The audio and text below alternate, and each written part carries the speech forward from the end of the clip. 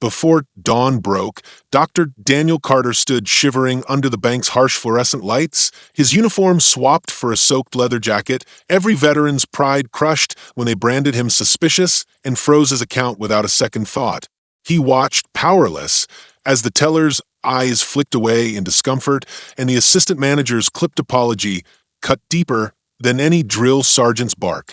When he returned to his own clinic, he found his father's precious tools gone and a silent spy planted beneath his desk, proof that someone intended to strip him of dignity and purpose. In those 7 rain-soaked minutes, Daniel Carter learned that prejudice can be as cold and calculating as any enemy overseas, and far more personal. What lengths would you go to reclaim your honor when the world you built turns against you? Watch until the end to see how this incredible story unfolds, and let us know what time you're watching today. The air hung heavy with the promise of rain, a low press of humidity that settled in the bones and whispered of storms brewing beyond the city lights. Street lamps glowed through the haze, their halos merging with the neon signs of late-night diners and shuttered shops. Across empty pavement, puddles reflected fractured images of the world. The dark outlines of skyscrapers, a single flicker of a passing car's headlights, and the shadowed figure of Daniel Carter moving with careful purpose. Daniel paused under the awning of an old brick building, the faded gold letters spelling out Carter and Company, Veterinary Clinic. He pressed a gloved hand to the cool glass of the front door and caught his reflection. Close-cropped hair, a neatly trimmed beard, and eyes that held more weight than his lean frame should carry. He had left this place at dusk, determined to sort out one small problem before returning home. But problems had a way of finding him. He turned away, stepping into a street flanked by towering oaks whose branches dripped with the season's first summer showers. The scent of wet earth rose, a reminder of days spent patrolling muddy fields overseas. Rain began in earnest, large teardrops splattering on his leather jacket, leaving dark, glistening spots. Daniel didn't bother to hide. He welcomed the chill against his skin, as though water could wash away the constancy of tension knotted in his shoulders. Just a block down, the neon letters of First Horizon Bank cut through the drizzle. Inside, the fluorescent lights buzzed, rows of teller windows stood like silent sentinels, and the waiting chairs were empty at this hour. Daniel pushed through the glass doors. A soft chime tolled, announcing his arrival. Behind the counter, a lone security guard looked up from his phone. He was young, too young, Daniel thought, and his uniform hung loosely on shoulders that hadn't yet learned the weight of authority. The guard gave a polite nod before glancing back at the screen. Daniel walked toward the ATM vestibule at the back, ignoring the eyes that followed him. He slid his card into the machine. A moment later, the screen blinked. Account frozen. Please see a teller. Daniel's pulse quickened. He withdrew his hand and retrieved the card, smooth plastic cool against his fingertips. He stepped back into the main lobby, feet echoing on the polished tile. "Excuse me," he said, moving to the empty teller's desks. "My account." A click of heels drew his attention. A woman emerged from the adjacent hallway, her posture brisk, blazer crisp. She carried a tablet and a name tag, Sandra Whitman, assistant manager. Her hair was pulled into a tight knot at the nape of her neck. Her eyes were wide, alert. She approached Daniel with measured steps. "How can I help you, sir?" she asked, voice neutral. "My account's frozen," Daniel said, handing over his debit card. "I need to access my funds." Sandra tapped her tablet. "Let me see." Her fingers flew over the screen. A slight frown etched her brow. She glanced up. "Your account shows suspicious activity." He closed his eyes, steadying himself against a swell of anger. Suspicious activity. The word stung like an accusation. "I'm a veteran," he said quietly. "I get direct deposits from the VA. There shouldn't be anything unusual." Sandra hesitated, glancing at the security guard stationed near the entrance. "Sir, I'm going to have to ask you to wait while we complete an investigation." He stood his ground. "Investigation." His voice rose without his consent. "I can't afford to wait. I have bills, rent." "You need to speak with my manager," Sandra replied, her tone clipped. She checked the hallway again, as if expecting reinforcements. Daniel's hands curled into fists at his sides. Memories flashed. The drilling orders barked by a superior, the sudden blast of helicopter blades in a desert night, the taste of sand and sweat and fear. He fought to keep his breathing steady. He was not back on patrol. There was no mortal danger here. Only the suffocating injustice of being denied what was rightfully his. He turned to leave, pride warring with necessity. Outside, the rain had grown heavier, drumming on the metal awning. A few other patrons sought refuge under shop ledges. Daniel's jacket was soaked through, rainwater darkening the leather. He didn't mind. Better to feel cold and wet than furious and trapped. He reached for his phone. A few taps brought up the bank's hotline and an endless menu. He sank onto one of the lobby chairs, shoulders slumped, mind racing. Every second, here was another second his account lay idle, another moment his rent payment teetered on the edge of late fees. Then, a voice cut through the hum of the air conditioning. "Mr. Carter?" A tall figure in a dark suit approached, looser than the bank's uniforms but still authoritative. The man's hair was sprinkled with gray at the temples. He carried himself with the confidence of long practice in important rooms. Daniel straightened up, uncertain. "I understand there's an issue with your account," the man said, tipping his head slightly. His voice was unexpectedly warm, low, with a trace of southern drawl. "I'm William St. Clair, CEO of First Horizon." Daniel blinked. He stood, heart thudding. "I'm sorry." William raised a hand. "No need, you've done nothing wrong. I was nearby and noticed some confusion at the teller windows. Mind if I help?" He nodded toward Sandra, who hovered uncertainty. Sandra swallowed. "Sir, I—" William looked at Daniel. "Mr. Carter, I'm going to lift the hold on your funds right now.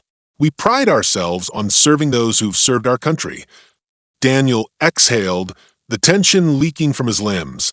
"Thank you, sir." William tapped his tablet. Within moments, the screen refreshed. "All set. You should have full access now." Daniel retrieved his card, surprised at how heavy it felt in his hand. "I appreciate it." William nodded, then smiled. "By the way, I hear you have a veterinary clinic downtown. You must really care about animals." Daniel managed a wry smile. "It's my family's business. I took over when my dad retired. Then I'll look forward to stopping by sometime." William turned and walked away, leaving Daniel staring after him. Outside, the rain had eased to a gentle drizzle. Daniel slipped his phone back into his pocket and stepped into the night. He paused under the neon sign of a nearby cafe, its windows fogged from within. Warm light spilled onto the sidewalk. He could go home. His immediate crisis was solved. But something in William St. Clair's words lingered, "those who served our country." He didn't know the CEO's motives, but for the first time in days, he felt less like a problem to be solved and more like a person to be respected. He walked past the cafe, the scent of brewed coffee and sugar drifting through the open door. A couple of late-night workers chatted at a high table, barefoot barista leaning on the counter as she wiped down cups. The world moved on around him, untroubled by his small victory. And yet, Daniel felt a shift inside, a crack in the wall of exhaustion he'd built around himself since leaving the army. By the time he reached his apartment, the rain had stopped altogether. The hallway light in his modest building flickered as he climbed the stairs. He unlocked the door to his flat, a single room filled with framed photographs of his unit, his father's old stethoscope hanging beside a folded American flag. He set his wet jacket on a coat rack and peeled off his gloves. He moved to the small kitchen and filled a mug with hot water. As the steam curled upward, he poured a single coffee pod into the machine and pressed start. The hiss and drip of fresh coffee gave him a moment's comfort. He leaned against the counter, sipped, and closed his eyes. Home was supposed to be a refuge. But since the economy had slipped, the bills had piled up. He'd sold some of his father's heirlooms to keep the clinic open and taken out personal loans to hire an assistant. Today's freeze had been the last straw. If he lost access for even a day, payroll wouldn't go through and his staff would be stranded. He set the mug down and let his hand drift over a small wooden box on the counter. Inside were letters from his mother, who'd passed the year before. Her handwriting looped in careful script. He opened the top letter and read a phrase she'd written months ago. "You are stronger than you think, Danny, and kinder than you know." He pressed the paper to his chest. Somewhere deep in his chest, Daniel felt that strength flicker, fragile, but alive. Tomorrow, he'd face his challenges again. But tonight, he will rest. He would gather the pieces of himself and the clinic and lean on the promise of hope he found in unexpected places. A CEO's quiet act of fairness, a mother's words from beyond, and the gentle drip of coffee warming his hands. Outside, the city sighed as the storm passed. Lights winked on in nearby buildings. In his small apartment, Daniel Carter allowed himself to believe that perhaps the world could still surprise him with mercy. And as he poured another cup, he made a silent promise to pay it forward, one act of kindness at a time. Fog still clung to the streets when Daniel pushed open the door of Carter and Company, a veterinary clinic, the next morning. A single bulb hovered above the entryway, casting a pale yellow circle on the welcome mat. He paused, inhaling the familiar scent of antiseptic and fur, a comfort after last night's storm and the bank ordeal. He flicked on the lights, revealing reception chairs and the front counter, neat as he'd left them. But something felt off. Emily stood behind the desk, her auburn hair tied into a loose braid that fell over her shoulder. Her green eyes were bright, but shadowed at the edges. She rubbed her palms together, nodded when she saw him. "Morning, Daniel. Sorry I'm early, but," she swallowed. "I found this outside." She extended a small, black envelope sealed with crimson wax. The surface was smooth except for a press mark, a circle divided by a single lightning bolt. Daniel's heart stuttered. He recognized the symbol from his tour overseas, etched onto the side of a rucksack that had gone missing in the desert. He slid a finger under the wax and flexed the envelope open. Inside lay a single photograph, grainy but clear enough. Daniel in uniform, standing beside a burned-out Humvee, face half-lit by flickering flames.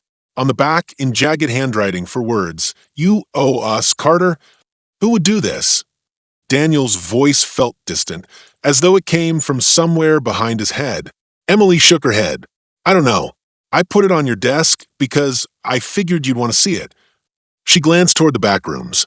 "Also, some of the surgery tools are missing, sterile scalpels and sutures. I thought I counted 5 sets, but I only found 2. He closed the photograph carefully, sliding it into his pocket. A cold weight settled in his gut. "Did you check the security footage?" Emily nodded. "I did. The camera in the storage room cut out for exactly 3 minutes last night between 2:14 and 2:17 a.m. Then it came back on as if nothing happened." Her voice trembled. Daniel pinched the bridge of his nose, tasting coffee grounds on his tongue. "Show me." They stepped back into the dim corridor leading to the storage closet. She pressed play. On the monitor, the flicker of grainy video showed empty shelves, tools neatly aligned. Then a glitch, static dancing across the screen, and when the image returned, the shelves were bare. No footsteps, no figure. Just empty space. He paused the tape, leaning close. Whoever did this knew our layout. They knew exactly where to look. Emily bit her lip. "I thought it was just a prank at first, but after the envelope, I don't think so." Daniel exhaled slowly. Outside, a siren wailed, an ambulance rushing past somewhere down the block. His clinic's phone rang, a shrill reminder of the day's duties. "I'll answer," Emily said, stepping away. Left alone, Daniel pressed a hand to the cool metal of the filing cabinet. Heat rose in his cheeks. Anger, fear, confusion. A photograph of his father hung above the cabinet, smiling in his clean white coat. He had built this clinic from scratch, treating stray cats, retired service dogs, anything with a pulse. Daniel had taken over willingly, driven by the same compassion. But now, someone was threatening him, cutting off his tools, whispering of debts he never owed. He straightened as Emily returned. She held the phone. "It's for you. Mr. St. Clair says it's urgent." She handed it over. Daniel pressed the receiver to his ear. "This is Daniel." "Mr. Carter, forgive the early call. This is William St. Clair." The voice was calm, almost gentle. "I trust you remember me from the bank last night." He clenched the receiver. "Yes. I've been thinking about your clinic," William continued. "I'd like to help. I have connections in the city council. They could fast-track your permit for the new wing you mentioned." Daniel's pulse hammered. "I appreciate it, sir, but I'm fine. Just a hiccup with my personal account." William's tone shifted as though he leaned closer to the phone. "I know that envelope was unnerving. I've heard about the break-in. You can trust me, Daniel. I have ways of keeping my friends safe." Daniel's breath caught. "Thank you, but I don't need protection." There was a deliberate pause. Then William spoke, each word measured. "Consider my offer." The line clicked dead. Daniel stared at the handset, blood roaring in his ears.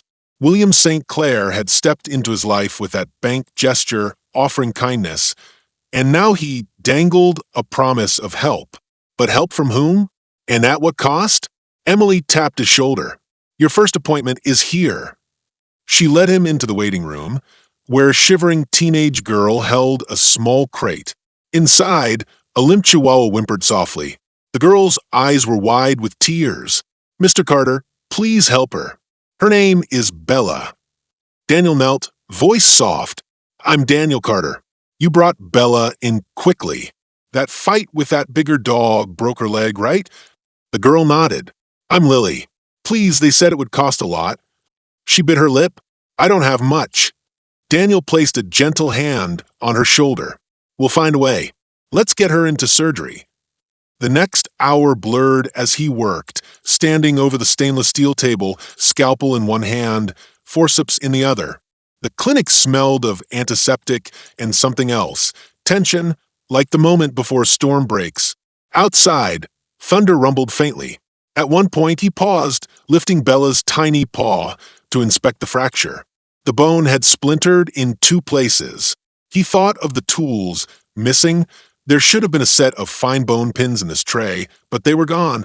He improvised with what he had. As he stitched muscle and aligned bone, he felt a fracture in his own world.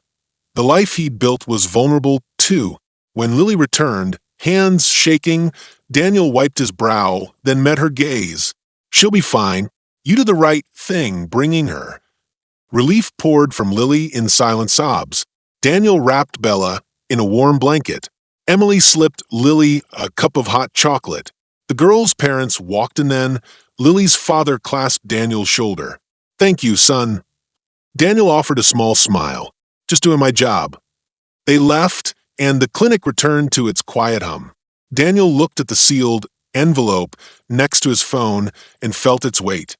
He'd saved Bella's life, yet his own clinic had been raided, his privacy invaded. And William St. Clair had offered interference. He walked to the front window and gazed at the street, pockets of fog drifting past neon signs, the world carrying on. A black SUV rolled slowly by, tinted windows reflecting his tired face. It stopped at the curb in front. Daniel's pulse quickened. He watched as the door opened and Sandra Whitman stepped out, her crisp blazer marrying the drizzle. She glanced around, then crossed the street toward him. When she reached the door, she slipped inside without knocking. Daniel frowned. "Sandra, everything okay?" She closed the door and stood in the lobby, shoulders tight. "Mr. St. Clair sent me." He frowned. "What?" Sandra reached into her purse and pulled out a business card. "He said I should deliver this to you in person." She handed it over. Daniel read. "First Horizon Bank, Executive Liaison, William St. Clair." On the back, scrawled in the same jagged script as the envelope, "Trust no one." Daniel's breath froze. Why would he? Sandra's eyes darted to the envelope on the desk. "I'm sorry. I thought—" He closed his fist around the card. The clinic lights seemed to dim. Outside, thunder rumbled, as if the world knew more secrets than he did. Betrayal hovered at the edge of every promise. The bank CEO who claimed to help the assistant who followed him here. The envelope that reminded him of a debt he didn't know. He turned to Emily, who stood in the doorway to the back. Her face was pale, Emily obeyed, clicking switches on the security panel. Daniel picked up the photo again, staring at his younger self in uniform. The sand and the sky behind him looked endless and empty just like now. But this time he wasn't alone. He had Emily, he had his clinic, and he had a promise he'd whispered in the dark. "You are stronger than you think, Danny." He slipped the photo into his pocket, then faced the clinic's front window. The street lamps wavered in the fog, and somewhere down the block, an ambulance siren faded away. A new storm gathered, one of fear and secrets and loyalties tested. Daniel took a steadying breath. His life had changed in 7 minutes at the bank. Now it would change in 70 seconds, 70 hours, and many more moments yet to come. And when it did, he would be ready or die trying. Daniel awoke before dawn, the weight of last night's threats pressing against his chest.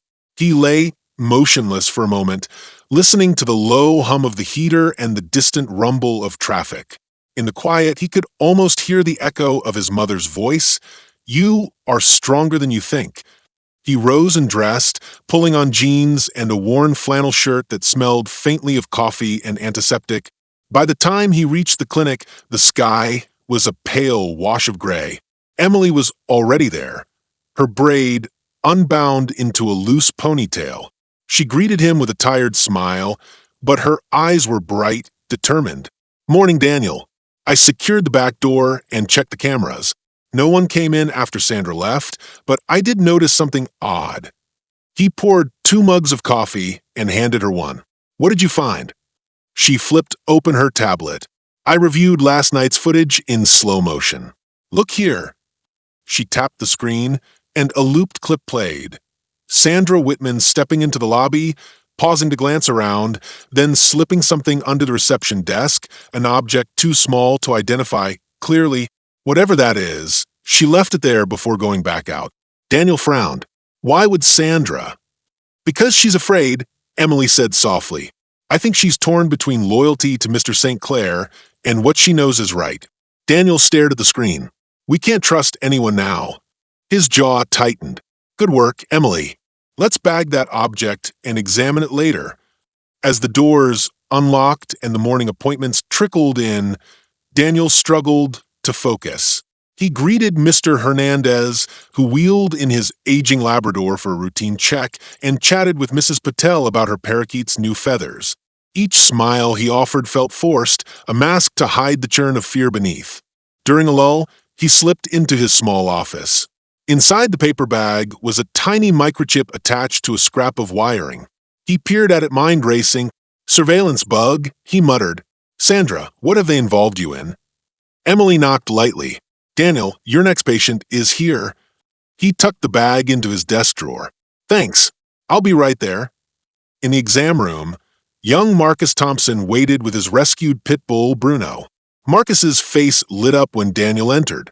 "Hey, Doc Carter. Bruno's doing great, right?" Daniel crouched beside the dog. "He's a champ. Those stitches are healing nicely." He smiled, feeling warmth spread through him. Caring for animals was his anchor in this storm. As he worked, he noticed Marcus watching him closely. "You okay? You seem distant." Daniel paused, gloved hand hovering at the foreport. He forced a laugh. "Just tired. Lots on my mind." He remembered the bug, the envelope, and William St. Clair's card. He wondered if Marcus, a kid with a gentle grin and earnest eyes, could sense his worry. Marcus nodded. "If you need help, let me know. I know a guy who's good with electronics, my cousin Robbie. He might be able to identify that chip." Daniel's heart thudded with gratitude. "Thanks, Marcus. I might take you up on that." Later, when the last client left and Emily locked the doors, Daniel confronted her. "Why didn't you tell me about this chip sooner?" Emily's shoulders sagged. "I was scared. I didn't want to drag you deeper into this." Her eyes glistened. "But I owe you everything. You gave me this job when I was at my lowest. I can't stand by and watch someone threaten you." Daniel's anger softened at her confession. He reached out and squeezed her arm. "Thank you, Emily. Your loyalty means more than you know." She exhaled, relief flooding her face. "We'll figure this out." That afternoon, Daniel slipped out to meet Marcus and his cousin Ravi in a cramped electronics shop downtown. The smell of solder and hot plastic greeted him. On a workbench, Ravi examined the microchip with a magnifying glass. "This is a surveillance transceiver," Ravi said quietly. "It can send audio through a nearby Wi-Fi network." Daniel's stomach clenched. "So, they're listening to us." Ravi nodded. "Looks that way. I can disable it, but you'll need to find whoever planted it." Daniel paid, quietly, stepping back into the street. Rain began again, faint at first, then heavier. He pulled up his hood and made for his car, mind racing.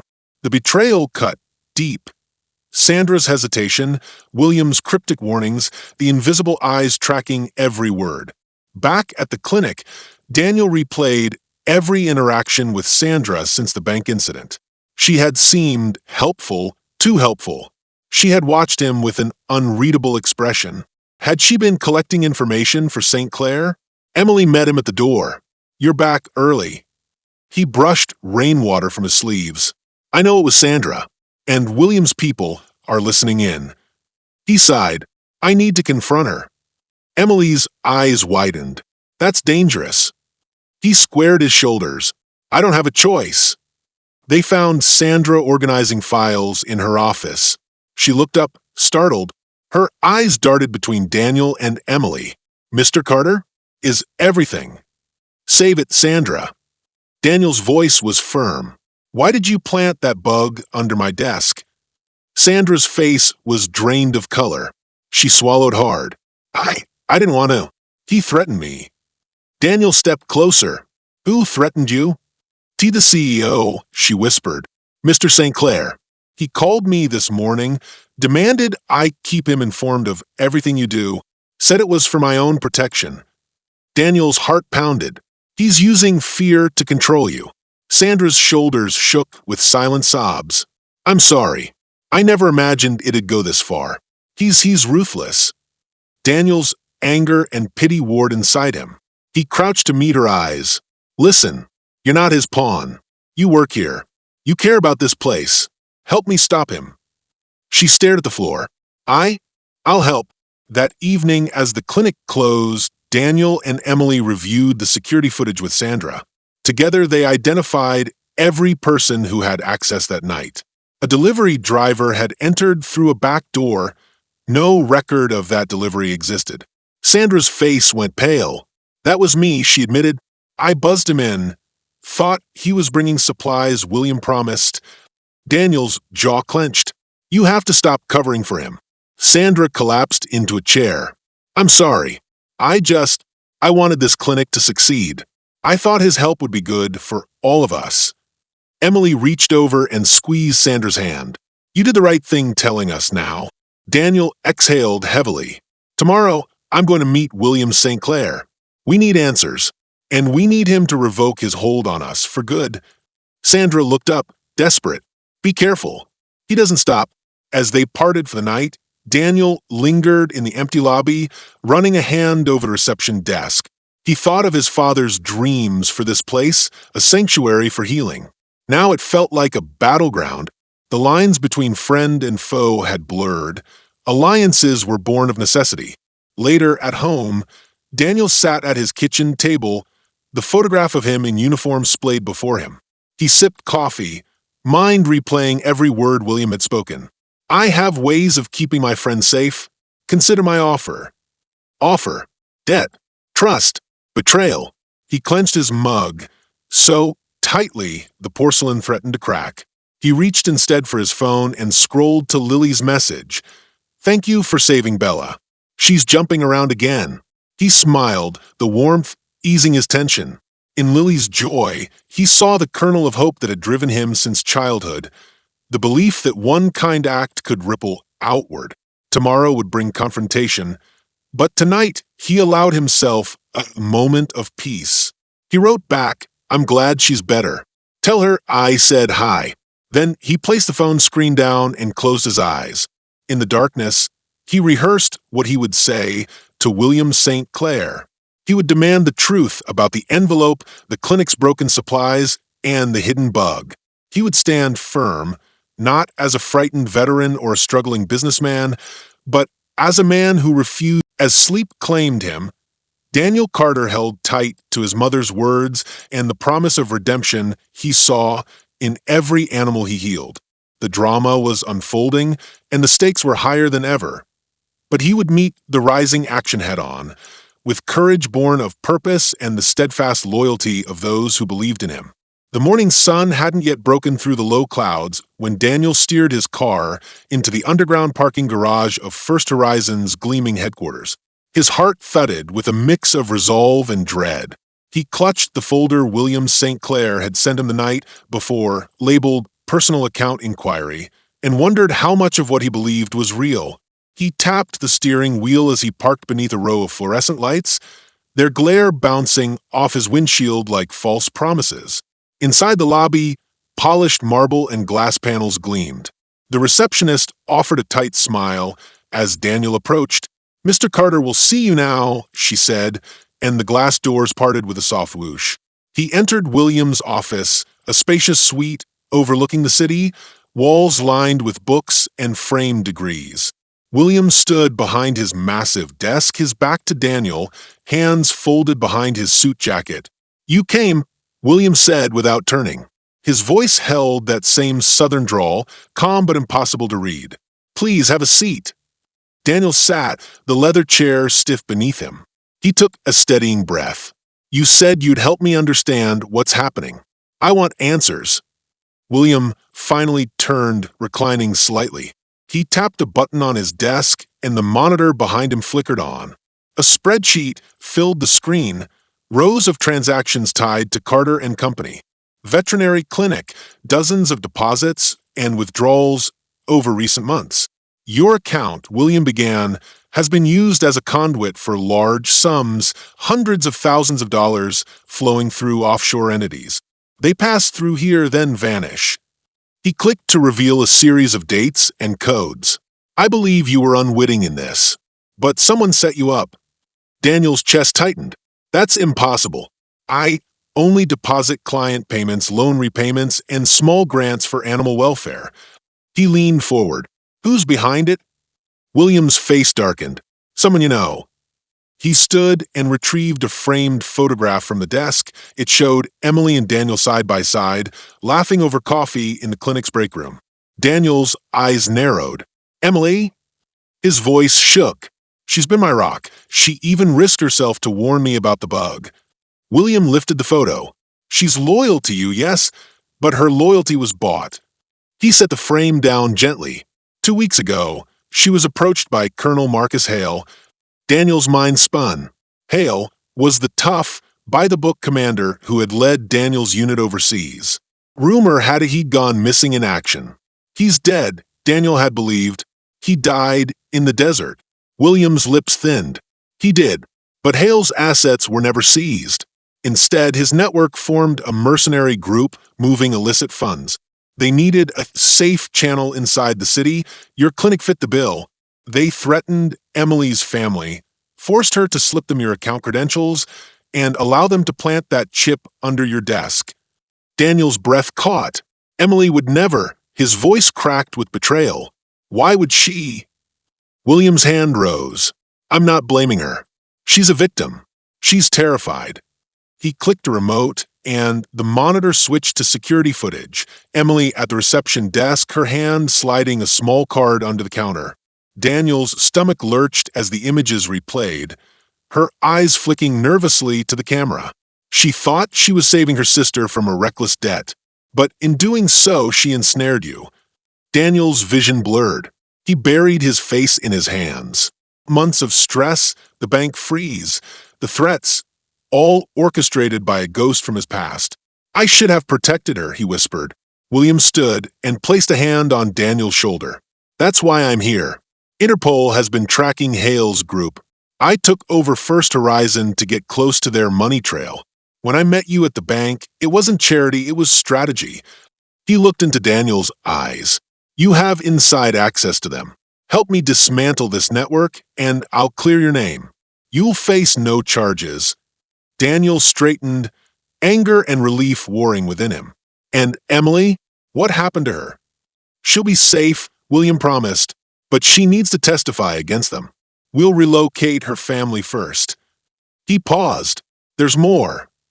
Daniel's pulse quickened. More. William retrieved another file. He slid it across the desk.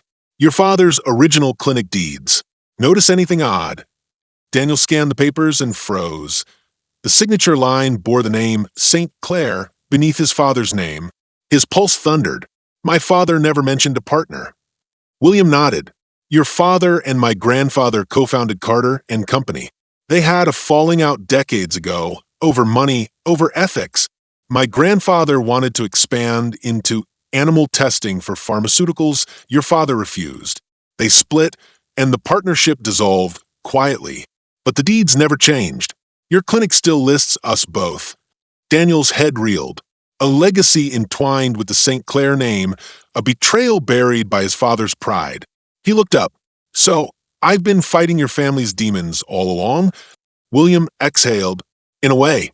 That's why Hale targeted you. He knew the joint deed and used it to legitimize their laundering. He assumed you'd never question a family name he shared. Daniel closed his eyes. The world spun, his father's honor, Emily's fear, Hale's vengeance, St. Clair's confession. Every relationship he'd trusted had a shadow now. He dug into his pocket and pulled out the photograph of himself in uniform, the one from the envelope. He turned it over. He called me because of this, but he's not the only one who remembers my past. William stood and extended a hand. We move fast now.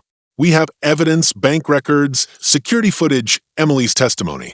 Tomorrow, a raid will take place on one of Hale's safe houses. You'll need to be there to identify the accountants. Daniel took William's hand, feeling the weight of their uneasy alliance. I'll do it, he said quietly. But after this, I'm done cleaning up family secrets. William's smile was tinged with respect. Agreed. That night, Daniel drove home through rain-slick streets, the city lights reflecting like fractured promises. In his apartment, Emily waited, tears streaking her cheeks. She rushed to his side and wrapped him in a trembling hug. I'm so sorry, Daniel. He held her close. I know you were scared. We'll fix this together. He set the folder on the table and opened it to show her the documents. As she read, her hands shook, but her eyes met his steadfast loyalty renewed. Outside, thunder rolled across the sky. Daniel looked at Emily, then at the photograph of his father and the signed deeds. The clinic was no longer just his father's dream. It was a battleground of loyalties, a legacy he had to protect. Betrayal had cut deep, but it had also revealed hidden truths. That courage was not born of solitude, but of unity in the face of storm.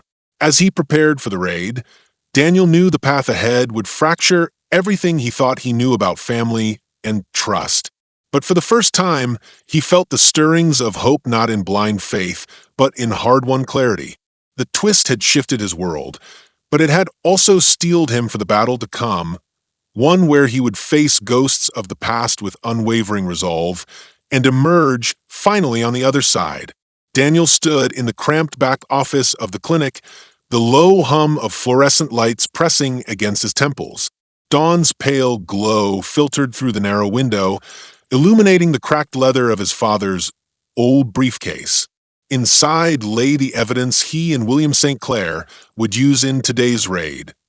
Bank records, security footage stills, Emily's signed statement, and the clinic deeds bearing both Carter and St. Clair's signatures. Every piece reminded him how tangled his life had become. He rubbed his forehead, tasting bitterness. After months of caring for others, patients, clients, animals, he was about to be the one under scrutiny. The thought made him queasy. His phone buzzed. A message from Lily. Bella's up and running around the yard. Can't thank you enough. He stared at the screen, a flood of warmth chasing the tension away for a moment. He typed back, glad to hear it. Keep me updated. Lily's simple gratitude buoyed him. She had no idea of the storm brewing.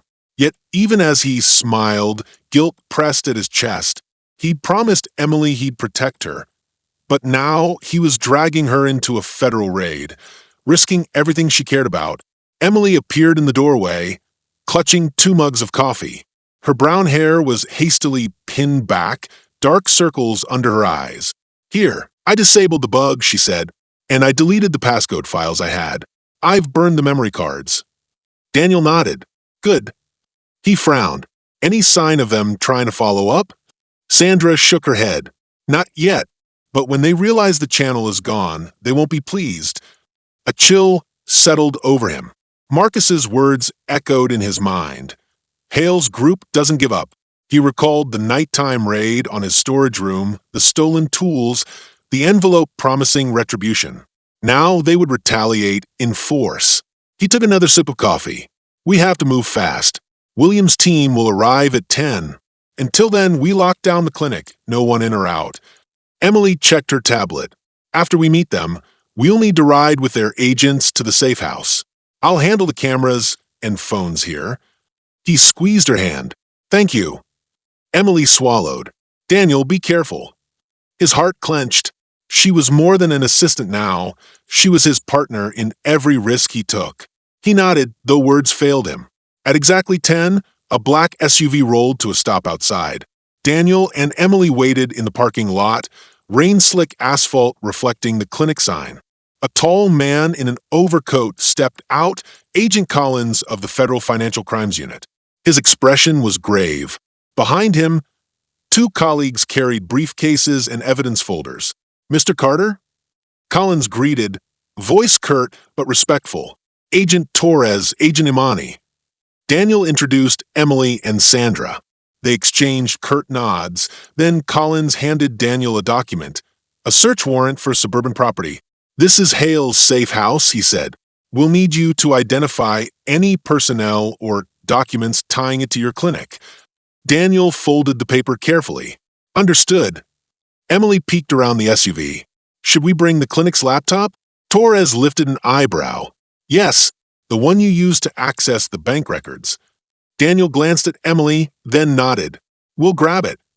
Back inside the clinic, Emily hurried to pack the laptop and hard drives. Sandra stood guard at the door, peering anxiously into the empty lobby. Outside, rain pattered against the windows, a lullaby of impending danger. Daniel closed his eyes, recalling Lily's grin, Bruno's wagging tail, the soft sighs of Bella snoozing in her blankets. This place, his father's dream, was worth fighting for. They piled into the SUV. As it eased into traffic, Collins briefed them on the plan. "We surround the house, quietly at first. If we find suspects, we move in. No dramatic standoffs unless we have to." Daniel's throat tightened. "What about Emily and me? Do we stay outside?" Collins shook his head. "We need you inside. We can't risk destroying evidence by forcing entry without your verification." He swallowed. "Okay." The drive was tense. Emily clasped Daniel's hand. He looked at her, then forced a reassuring smile. At the outskirts of the city, they turned down a narrow, tree-lined street. The house loomed ahead, an unassuming bungalow with overgrown hedges and peeling paint. Collins parked the SUV. Agents fanned out, taking positions around the perimeter. Daniel's pulse pounded as they approached the front door. He swallowed a breath as Torres knocked firmly. "Federal agents, open up." Inside, a frantic scuffle unfolded. From a back window, Daniel glimpsed a figure darting through the kitchen, clutching a duffel bag. He exchanged a look with Torres, then joined a team member around the side of the house. They crashed through the back door. Daniel's heart lurched as swirling dust and overturned chairs greeted him. He followed Agent Imani down a hallway strewn with papers and electronics. Emily stayed close, her face pale but determined. They burst into a makeshift office. Two men in civilian clothes scrambled to flee. One shoved a bundle of documents toward Daniel. "We're just couriers. You don't understand." Daniel's vision narrowed. Memories of his deployment surfaced, sudden raids, the adrenaline of hot zones, the terror in strangers' eyes. He willed himself to stay focused. "Who sent you?" he demanded. The older man's eyes darted to Emily. "Your assistant, she arranged it." Daniel's heart pounded. "Sandra." He glanced at Emily. She shook her head, confusion etched in her features. Meanwhile, Torres handcuffed the younger man. Daniel rifled through the duffel bag's contents, stacks of bank statements, encrypted hard drives, passports under false names. Each piece was a piece of the laundering puzzle. But one item made his blood run cold, a framed photo of his father's clinic taped to a file labeled Operation Carter. He pulled it free. "What is this?" He turned to the older man. "Why is my clinic under surveillance?" The man's face twisted. "Your family's legacy, St. Clair's inheritance. Hale wanted it all. When he lost your loyalty, he aimed to destroy your dream." Daniel's vision blurred. He realized the clinic had been the prize all along. A conduit for money, a wedge between him and St. Clair, a target for vengeance. Footsteps echoed behind him. Agent Collins appeared, nodding. "Clear." He gestured to Daniel. "You okay?" Daniel closed his eyes, breathing heavily. The warehouse chill seeped through his jacket. Emily pressed a trembling hand to his arm.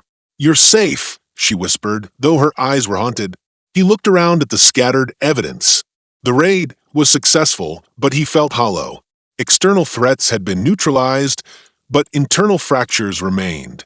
His trust in Emily had been tested, his family legacy laid bare, and his clinic nearly weaponized.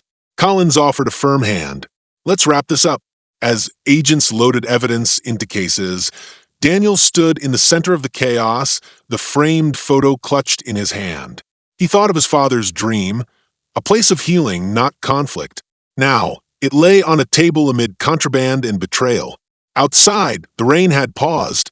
A gray sky hung over the quiet street. Emily stayed close, and Sandra lingered at the doorway. Daniel realized then that while the network had fallen, the deeper battle was just beginning. He needed to rebuild trust, mend broken alliances, and protect the clinic from the fallout. He took one last look at the bungalow's battered walls. Then, stepping over discarded documents, he followed the agents to the SUV. In the seat beside him, Emily laid her head on his shoulder. "Are you all right?" she asked, voice barely above a whisper.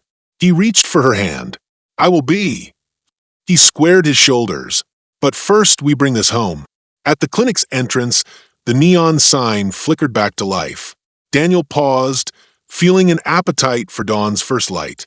The clinic doors swung open, and he stepped inside, ready to face whatever came next. In that moment, external danger had been met and subdued, but the internal dilemma remained. How to move forward, knowing that even those he trusted could be cast into shadows by secrets. As he crossed the threshold, he made a promise to himself and to Emily: no more secrets. Together, they would rebuild the trust that had been fractured and guard the clinic and each other against any darkness yet to come. The rain returned that evening in heavy sheets, drumming against the clinic's windows like a funeral dirge. Inside, the lights were low and shadows pooled in corners. Daniel stood in the reception area, the framed deed resting on the counter beside him. Across the room, Emily's soft voice whispered into the phone, arranging for extra security cameras and an electrician to repair the faulty wiring. Every sound felt magnified: the hum of the air filter, the drip of water from the eaves, his own steady breathing. He rubbed his hands together, recalling the faces in that suburban bungalow. The terrified couriers, the stolen files bearing his clinic's name, the photo of his father's sanctuary stained with one criminal's ambition. Tonight, everything would come to a head. He set his jaw and turned toward the back offices where Sandra waited, pale but determined. "She's on her way," Sandra said, stepping into the dim corridor. William called. He wants to meet at the clinic in 15 minutes. Daniel's pulse hammered. He hadn't spoken with William since the raid. He trusted the CEO's promise to protect Emily, but a pit of unease roiled in his gut. "He's bringing evidence," Daniel said, voice low. "He thinks he can fix what Hale broke." Sandra nodded. "He said he'd bring proof that Hale's lawyers forged your father's signature on some old documents, trying to reclaim control of the clinic's land." Daniel swallowed. The thought that Hale had reached even into his family history filled him with a cold fury. "We'll see him here. Inside. No more games." Emily joined them, carrying a coffee pot and 3 mugs. She placed one before Daniel, one before Sandra, and held her own. "They'll be here soon," she said.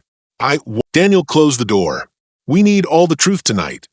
William nodded and handed the envelope to Emily, who passed it to Sandra. Inside are legal records proving that Hale's claim to your clinic's deeds was rooted in forgeries. "These documents will secure your sole ownership," William explained. "But there's more." He withdrew from his coat pocket a small, black device identical to the bug they'd found. "This," he said, turning it over in his palm, "is part of a larger network Hale used to surveil both your clinic and my headquarters. We traced its origin to an abandoned warehouse downtown." His eyes flicked to Daniel. "I thought we dealt with that in the raid." Daniel's jaw clenched. "We found couriers and ledgers, but no control hub." He let the words hang. William met his gaze. "They moved it. We believe it's now here in this building." An electric shock of fear shot through Daniel. "In the clinic?" William nodded. "I intercepted intel that suggests they planted a master node in your breaker box. They could listen in on every conversation." A rush of anger and violation coursed through Daniel. He turned to Emily. "The electrician, did you tell him about this?" Emily's face tightened. "No, I thought we'd handle it together first." Daniel clenched his fists. "We're inviting them back in if we don't secure the power room." Sandra opened the envelope. She withdrew several legal-looking sheets and spread them on the counter. "Here, see this affidavit from Hale's former partner Rachel McKinley? She confesses to forging signatures under coercion. This file is notarized and time-stamped." She pointed to stamps dated earlier that day. Daniel's breath hitched. "That's impossible today." William folded his hands. "She came forward when she learned you survived the raid. She feared for her own safety and hoped you'd help her." Daniel studied the papers. Each seal, each signature felt like a lifeline. He let out a slow breath. "Thank you, William. With this, we can clear my father's name and end Hale's claim." William's lips curved into a brief smile. "There's one condition." Daniel's gaze hardened. "Name it." William's voice dropped. "Once this is filed, I want a formal partnership. First Horizon will fund your expansion, no strings attached, if you let me lead the board of the new welfare wing." Daniel felt a flash of betrayal ripple through him. "Board control? You want to govern how I treat animals." William inclined his head. "I want to ensure our community gives back as they did for you. It's a way to honor both our families." Daniel's fists twitched. The line between ally and opportunist blurred again. He recalled the warmth in William's voice at the bank, the promise to protect veterans. Now he saw ambition lurking beneath. "I need time to think." William's eyes flickered with impatience. "Tonight, then. I'll wait for your answer." William and the agents filed out, the door chiming shut. Daniel pressed his forehead against the cool metal. Emily and Sandra gathered around him. "He's great at what he does," Emily said softly. "But this feels like another power play." Daniel straightened, resolve crystallizing. "I won't let him replicate what Hale did, take control of something sacred." Sandra placed a hand on his arm. "Then we do it ourselves. We secure the breaker box tonight, file the deeds first thing in the morning, and tell William no." Daniel nodded. "Let's move." They slipped into the utility room behind the reception desk, where the breakers hummed faintly.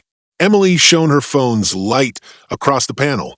Beneath the wiring loom, a small black box blinked with a red light. Hale's master node. Daniel's pulse pounded as he reached for his pocket knife. He cut the zip ties, pried off the panel cover, and yanked the device free. Sparks flew as he ripped the wires. Emily shut down the main breaker, and the clinic plunged into darkness for a heartbeat before emergency lights glowed. Sandra dropped the bug into a metal box. "Got it." Daniel exhaled, the tension receding. "We're secure now." Emily restored the breakers. Light returned in yellow pools. Daniel flicked off the bug box. "Tomorrow we file the deeds and end this." At home that night, Daniel sat at his kitchen table beneath a single lamp. The legal affidavits lay before him. Emily poured 2 cups of tea and slid into the chair opposite. "Are you ready?" she asked. He picked up the papers and traced his father's forged signature. Rachel's testimony is ironclad. The notarization proves Hale's fraud. This ends his claim. Once filed, it cannot be challenged. Emily nodded. William will be watching. Are you going to partner with him? Daniel stared into his tea. Memories of his mother's words came back. Be kind, but keep your own counsel. He looked at Emily. I can't let anyone control this clinic. Not Hale, not William, but I do need support. He set the papers down. I'll tell him yes to the funding, but on our terms. A seat at the board, but only for oversight, not control. Emily exhaled, relief and encouragement mingling. That's fair. Daniel reached across and squeezed her hand. Thank you for standing with me. The next morning, he and Emily arrived at the county courthouse before sunrise. A clerk greeted them in the quiet lobby. Within minutes, they filed the affidavits and submitted the amended deeds.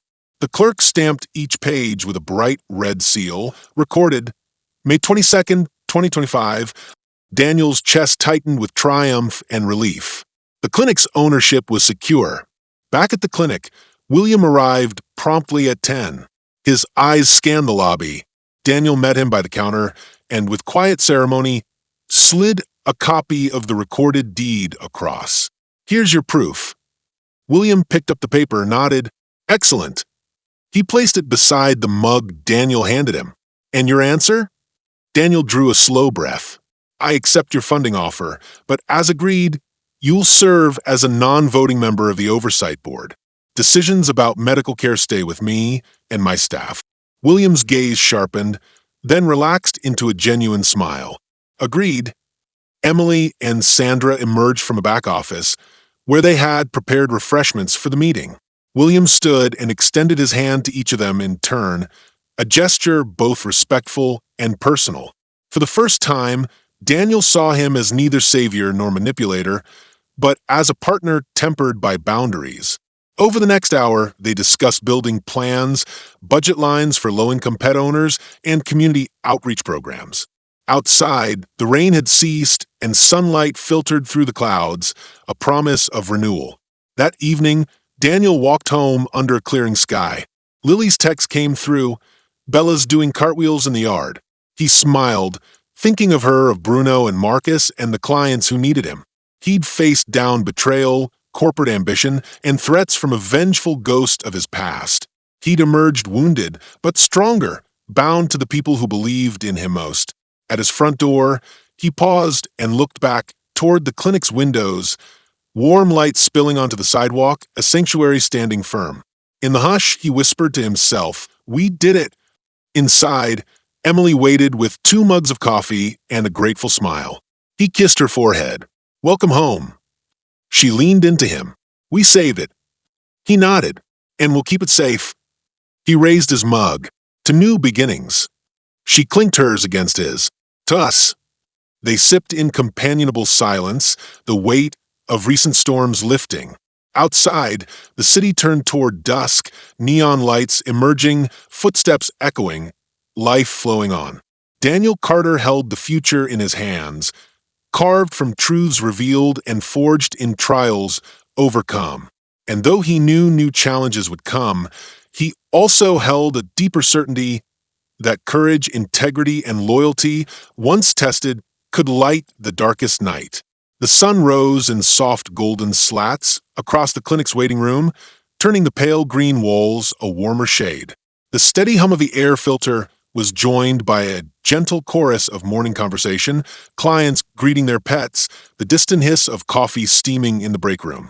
Daniel stood by the reception counter, watching Emily unlock the front door and Sandra ready the day's schedule. For the first time in weeks, he felt a true stillness settle into him, one earned by every challenge he'd faced. He moved to the small office where the framed deed rested on his desk. The red seal, recorded May 22nd, 2025, caught the morning light. Daniel pressed a hand to the cool glass. No more forged signatures, no more hidden claims. He was the sole owner now, free to honor his father's vision without shadows lurking behind each signature. He traced his father's name on the document and closed his eyes, imagining his father's steady voice. "Keep this place true." A soft knock drew him back. Emily appeared in the doorway. A bright smile on her face, they walked side by side into the lobby, where William St. Clair stood talking quietly with an architect whose tablet glowed with 3D renderings of a new wing. William caught Daniel's eye and offered a warm nod. As they approached, William's tone was both respectful and enthusiastic. "Daniel, Emily, meet Lisa Chun. She's designed dozens of award-winning welfare clinics. I think you'll like her vision." Lisa Chun extended her hand. "I've heard so much about Carter and Company's compassionate care. It's an honor to help expand it." Daniel shook her hand, feeling a spark of excitement. "Thank you for coming. We want a space that feels safe for animals and people alike, warmth, light, and accessibility." Lisa's eyes lit up. "I have some ideas already. For instance, skylights over the exam rooms, a garden courtyard for post-op recovery." As they toured the existing clinic, discussing color schemes and flow, Daniel felt the lingering tension of the past weeks melt away. Each painting on the wall seemed to glow with new promise. He realized the expansion was more than bricks and plans. It was an act of defiance against every threat that had tried to strip this place from him. After the meeting, Daniel and Emily returned to the reception area. She handed him a cup of coffee and gave him a knowing smile. "We did it," she said simply. He met her gaze, gratitude in every line of his face. "We did." He paused, then added, "Thank you for standing by me." Emily's smile softened. "I'm proud of us." They spent the next hour greeting clients together. Mrs. Patel returning for Max's wellness check, Mr. Hernandez and Bruno bounding in with Marcus tagging along, proud of his dog's progress. Each interaction was a reminder of why they fought so hard. For these moments of laughter, trust, and healing. Mid-morning, William reappeared, his usually pristine suit now paired with a service dog at his side, a sleek black Labrador named Harper. Daniel raised an eyebrow in amused surprise. "I didn't know you had a dog in training." William glanced down at Harper, who sat attentively. "I adopted her yesterday. She lost her previous owner, and I thought she could train here, too. Maybe help nervous clients." Daniel knelt to stroke Harper's head. "She's beautiful. Welcome to Carter and Company." William watched the scene, and Daniel sensed genuine warmth in his eyes. The alliance that began in shadows had grown into something more, a shared belief that care and compassion could shape a community. As noon approached, Daniel slipped away to his office to review the clinic's finances, ensuring the funding proposal William had secured aligned with their mission. He scanned the spreadsheets, noting line items already earmarked for free neutering programs and discounted senior care treatments. Beneath the numbers, he felt an ethical tug. Could he accept corporate money without compromising his values? He leaned back, recalling the moral lessons this journey had taught him. That power could be used for good or ill, that help offered might carry hidden costs, and that the true measure of leadership was the courage to ask hard questions. He tapped his pen against the desk and picked up the phone. "Emily," he asked. She answered on the first ring. "I'm looking at the funding plan. I want to make sure we keep full transparency, no surprises for our clients." Emily's voice brightened. "Absolutely. We'll publish everything on our website and in our monthly newsletter. No hidden fees, no fine print." Relief washed over him. "Thank you. Let's draft a transparency policy together." She laughed softly. "Sounds good, boss." He smiled, touched by her loyalty. "See you soon." As he hung up, Sandra appeared at the door with a package, flowers, and a thank you card signed by the staff. Daniel read the card. "To our fearless leader, thank you for the strength to guide us through the storm. We believe in you." His throat tightened. Behind every broken moment, behind every act of betrayal, there had been unity, resilience, and care. By late afternoon, the clinic settled into a peaceful rhythm. Daniel took a moment to sit in the empty exam room where he had first performed surgery on Bella the Chihuahua. He remembered Lily's tears, the fear in the girl's eyes, and how hope had flickered back to life through a simple act of help. He closed his eyes and whispered, "I hope I've been worthy. Footsteps drew him back to the present. William stood in the doorway, watching him. "They're doing great work," William said quietly. "Your father would be proud." Daniel opened his eyes. "Thank you." He rose. "I was just reflecting on everything. It's been a hard road." William stepped inside, hands folded behind him. Hard roads often lead to the most meaningful destinations. You've shown what true leadership is: integrity, compassion, and the willingness to face darkness head-on. Daniel felt a swell of emotion. "I've learned that accepting help means staying true to who you are. I want to use this expansion to help those who can't afford care, animals and families who need a second chance." William nodded approvingly. "And you will. First Horizon will back every free clinic day, every discounted surgery. We'll stand by your vision." Daniel extended his hand. "Then let's make it happen." They shook, the alliance sealed by shared purpose rather than hidden agendas. Outside, the sun broke fully from the clouds, bathing the clinic in radiant light. That evening, Daniel returned home and found Lily waiting outside, Bella trotting at her heels. The little dog's leg was fully healed, no trace of the fracture remained. Lily beamed up at him. "Daniel, I wanted to thank you again. She's perfect." He knelt to hug Lily and scratch behind Bella's ears. Bruno patted up moments later, followed by Marcus with a shy wave. Daniel laughed, feeling the joy of small miracles in every way and grin. As the children left, Daniel stepped onto his porch, leaning against the railing. The city's evening lights flickered on, and the distant hum of life felt soothing. He breathed deeply, thinking of the moral weight he carried, the need to stay vigilant against greed, to cherish trust, and to use power for empathy. In the hush of dusk, he whispered another promise: to protect this sanctuary, to honor every life within its walls, and to remember that even in the darkest hours, kindness could light the way. His journey through betrayal, ambition, and hidden debts had led him here, to a place of earned peace and moral clarity. Under the wide Karachi sky, Daniel Carter stood resolute, guided by lessons of compassion, courage, and integrity. The clinic's windows glowed behind him, a beacon of hope for all who walked through its doors. And as the stars began to sparkle overhead, he knew that the true resolution wasn't just the defeat of villains or the securing of deeds, but the reaffirmation of love's power to heal both wounds and hearts. If you found this story powerful, make sure to hit that like button, share your thoughts in the comments below, and don't forget to subscribe to the channel for more videos like this. Your support helps us bring more important stories to light.